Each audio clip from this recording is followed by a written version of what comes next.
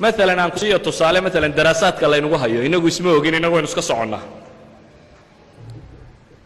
مثلا mujtamaca Soomaaliga markay ka waramayaan wadan ka mid ah wadannada reer galbeed ama ceebaa loo raadinayo ama la baadhayo ama waxa kan waxay yiraahdaan xagga shaqada marka laga eego bay yiraahdeen waa bulsho aan hawl ka lahayn waxay ku cilayaan oo ay leeyihiin ma aha dad u diyaar inay shaqeeyaan waxa lagu aqbalay lagu keenay waxa kamid ah inaad maan baawar noqoto shaqooyinka fudud ee dadku u baahan yahay dadka wadanka la shaqooyinka sare haysanaya laakiin de shaqooyinkii kale hoose inaad adigu u qabato oo adna mujtamacu wax ka faa'iido laakiin uma diyaar aha ninka Soomaaliga ah waa mujtamac bay yiraahdaan aan shaqo aqoon xirfad ma leh waa mujtamac bay yiraahdaan luqada aan hore u fahmi karin waa mujtamac bay ku tilmaamaan xataa hay'adiisu bay yiraahdaan suuqa shaqada kama socoto yani marketingka reer galbeedku qof uu yaqaana jira ku yaro gadxiira oo taay xidhan oo faal yar soo xidhan markuu shaqo doonayo laakiin ninka Soomaaliga markuu imaado isagoo gadhkiisii wata oo nin Soomaaliyeed ah oo isa soo taago habarta meesha joogta aanu salaamaynin hay laga yaabo inuu ku yiraahdo laakiin uu gacan qaadan maxaa يعني waxay leeyihiin suuqa market suuqa shaqada kama aha bay yiraahdaan qof tanaafus ba ka gali kara hay'adiisa aan ahayn bay leeyihiin way madaahirtu iyagu waxay wax ku qiimaystaan bay kamid مثلا xagga tacliimta waxay u arkayaan mujtamac markiisii hore aan tacliim hore wadanin wadanadu yimi bay leeyihiin dadka waaweyn Soomaaliyeed ee yimi bay yiraahdeen 70% afka wadanka may baran boqolkiiba 70 bay dhahay afka wadanka may baran carruurtoodu bay dhahay boqolkiiba 80 macallin gaar ah u baahan yahay inay dawladdu macallin kala ku kabto waayo waxa ka lumay daraasaadkii iyo wixii istaba socdiye wixii oo dhan waxay dhahdaan gabadhoodu way ka sii aqoon liidata oo afka iyo waxan maba barato waxa laga yaabaa iskuulka inta warqad u qorato inay hesho laakiin markuu iskuulka waqtigiisa imanay daraasaadkana xad al-ikhwa bay ugu kaalmeeyay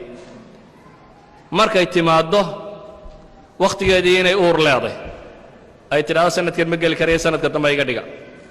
waraaq kale loo soo diro marka warqadda dambe loo soo diro inay noqoto waqtiga ay umuleysay wahaluma jara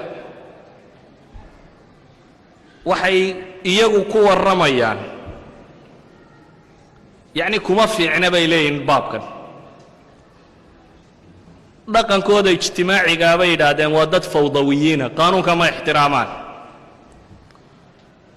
ballanka way ka habsaamaan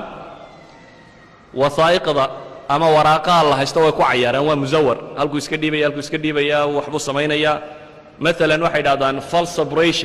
separationka beenbeenta ay yaqaanin baa leeyahay ma aha dad qabiya Soomaalidu waxay haysataa waxaan dadkan inay qabi yihiin aanay waxba fahmin laakiin nimanka gaalada waxay naqaanaa go'aamada ma qaataan ilaa ay daraasadooda dhamaystiraan oo isqanciyaan mooyaane sadaradeed waxay yiraahdaan separation qaldan bay galaan natiijada ay gaadhaan muxuu noqdaa مثلا natiijada soo saareen waxa kamid ay u arkayaan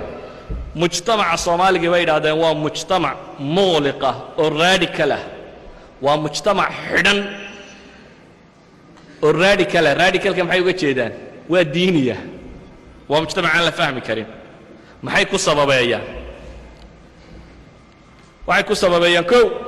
waa mujtamac xijaabka xidhan bay yiraahdaan qofka xijaabka xidhan la dumarkeena xijaabka xidhan la waxa haystaan inay noloshaba qayb ku lahayn xijaab buu xidhan yahay مثلا xijaabka markay ka waramayaan inagu qadaayad waxaanad ogeyn baa lagu tirinaya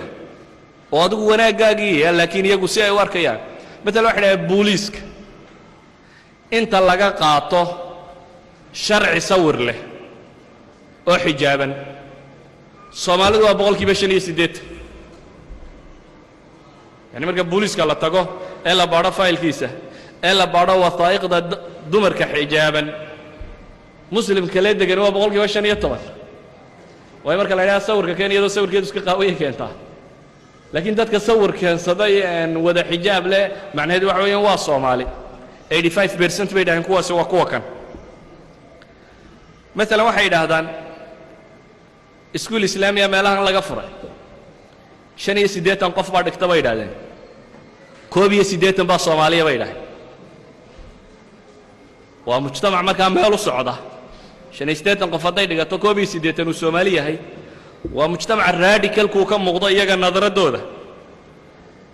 waxay taagan yihiin iskuullada bay yidhaahdeen haddii qadaayaadka ardadu ay ka dooda ee diimaha iyo siyaasadda iyo waxa ku saabsan la soo bandhigo ama laga hadlo maalan violence-ka ka yimaada had iyo goor haddii diin wax laga sheego maalan islaamka haddii wax laga sheego dadka ugu badan ee ka xanaaqa markiiba kalaaska rabshaa bay yidhaahdaan ixsaa'iyaadku waa soomaali marka tadayunka laga hadlo walidalik baa wasaaradaha qaarkood waxay soo saareen class aska afafka loo dhigtay Soomaalidu ku jirto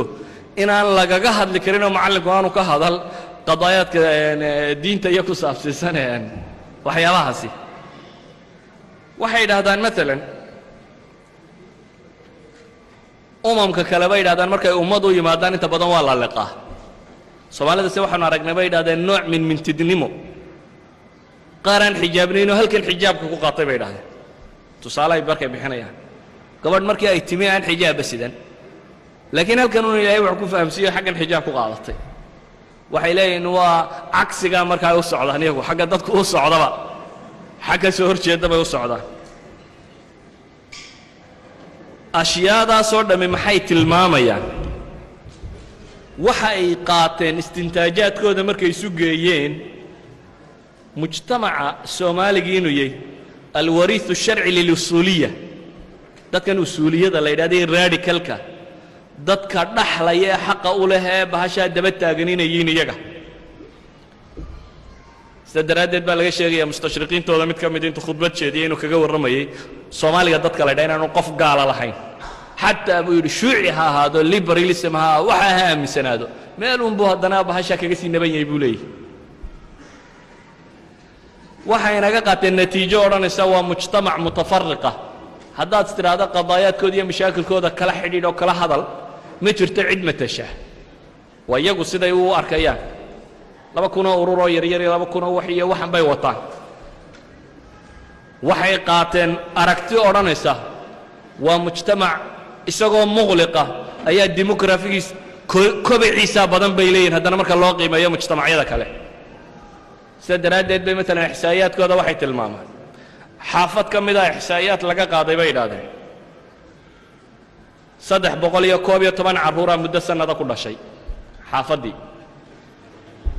صدح ده بقولي كوبيا طبعا كعبورة حافظ ده كل شيء مدة سنة جودي هي بقول إيا أفر إيا كنتم سومالا ده شيء بيداده بقول إيا تضبيه كنتم نا أمد ده كلام بعد شيء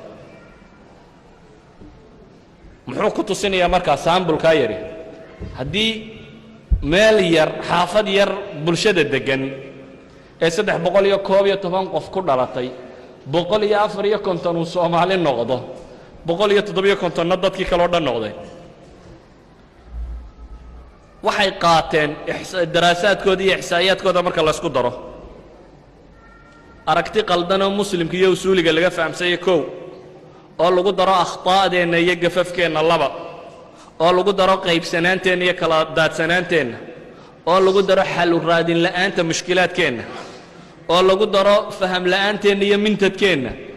inta marka la isku daro mujtamacaas sida ay ula dhaqmayaan ama sida ay u arkayaan muxuu yahay idinka ka jawaabi waxaan leenahay waxaad noqonaysaa mujtamac ghayru marghuub midaan la rabin ama midaan la jeclayn aqallu ma yumkin ama mid la nacabi haddaba waxaan leenahay aragtida ilaa hadda laynaga qaatayna hadday taa tahay fama alxal waa maxay xalku dadku inta badani waxay kolle maskaxdiina ka gooxaysay dee xal kale ma jiraan ninku waddankiisa qabto waa dhab iyagaaba yidhaahda dabaddu way fiican tahay bay dhahaan laakiin gurigaaga ka sii fiican hadday dabaddu fiican tahay oo qofku is yidhaahdo dabadda u dhoofdhoof inuu gurigiisa iyo waddankiisa uga sii fiican qof kastoo bini aadama waxaan leenahay mujtamacii hijroonayey ama guurayey waa gaar mujtamacan soo hadhaya ama meesha jooga maxaynu uga tagnaa maxaa uu u baahan yahay si uu u noolaan karo ninkii guuraya waxaan leenahay guur fa biha wa nicmat laakiin u diyaargarow sidaad u guuri lahayd kow kan hadhayna gaalnimaha uga tegina si aad wax ugaga tegi lahayd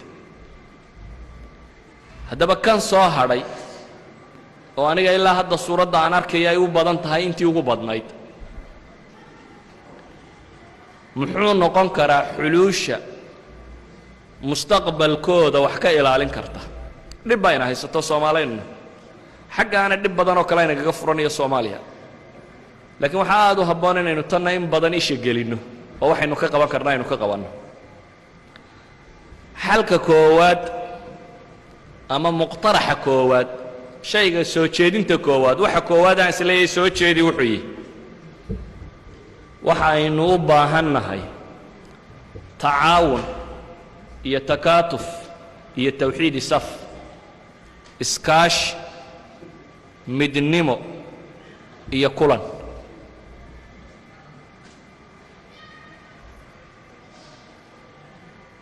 waayo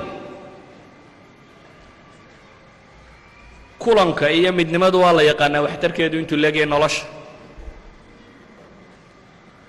waxa kaloo la yaqaano ee idiin sheegaya galbeedku dimuqraadiyadda ka jirta usuul bay leedahay dimuqraadiyaddu maaha cadaalad la iska wasaco saa dadka badhmoodayaan usuul bay leedahay ah in cid walba loo oggolaado xaqeeda inay dhacsan karto waa loo oggolaado laakiin hadday iyadu baylihiso cidi uma doodo cidda xaqeeda markaa baylihaysaa cid taloo tidhahdo war nimanka xaqooda hala siiyo badani ma jirayso sidaa daraaddeed waxa la oggolaaday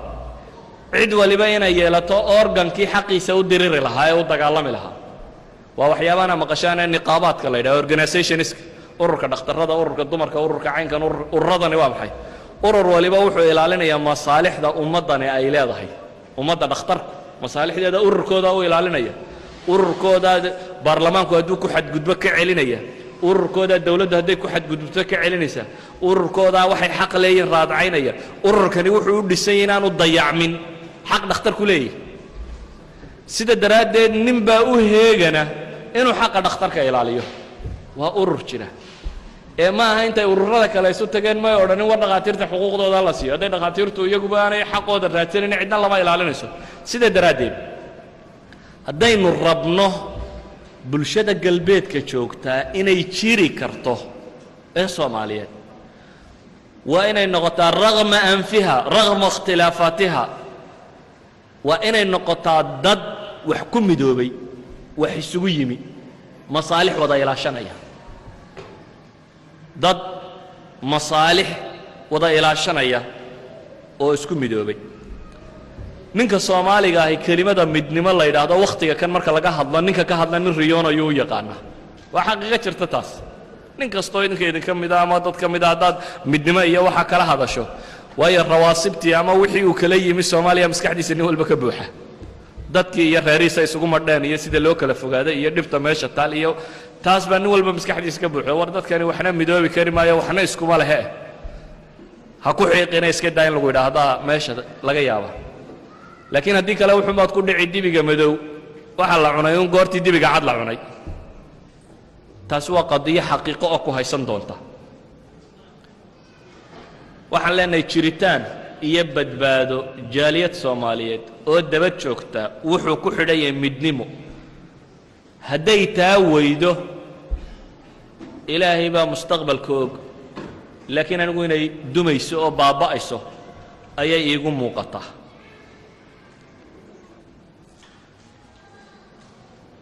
midnimadu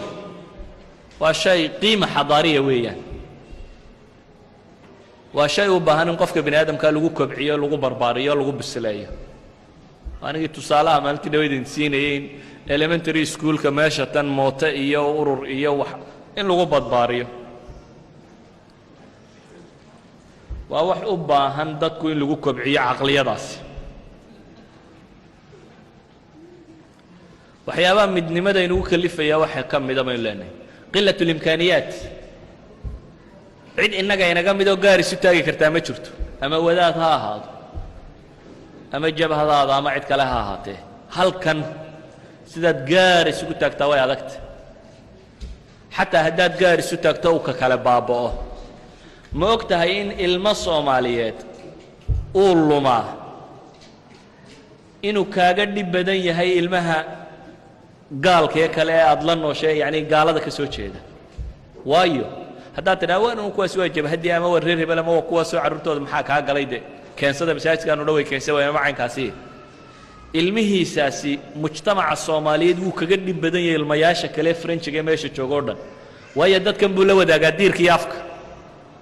hal ilmo oo lumay inta soomaaliyeeda uu lumin karo 100 ilmood oo kuwa frenchiga kaama lumin karayaan waayo kan wuu afgaranayaa wuu dhex geli karayaa wuu raaci karayaa wuu tusaaluu noqon karayaa waxaanay aqoon buu tusi karayaa hormood buu noqonayaa sidaa daraaddeed waa kugu compulsory waa kugu qasab inaad ka fakerto kaa khamriga cabaya xun iyo kaasaad ilmihiisa u hagaajin lahayd